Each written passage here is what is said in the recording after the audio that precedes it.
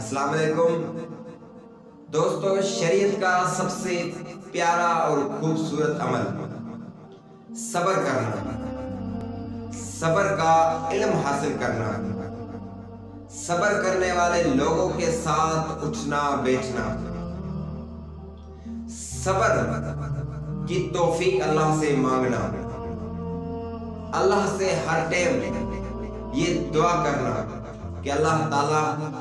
تو مجھے ہر قدم پر صبر کرنے کی توفیق دے، اور یہ یاد رکھنا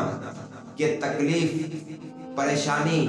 مشقت مجھ پر آ پڑے تو مجھے یہ صبر کرنا ہے، مجھے یہ بات یاد رکھنی ہے،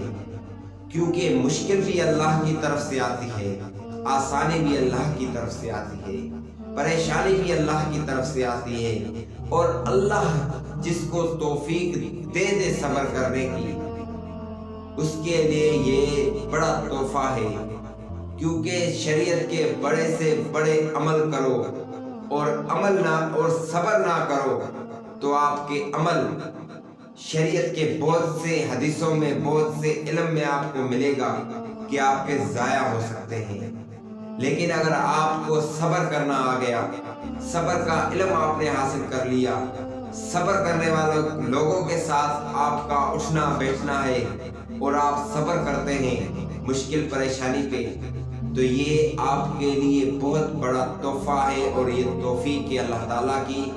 آپ کے ہر عمل قبول کرنے کی۔ تو اس عمل کو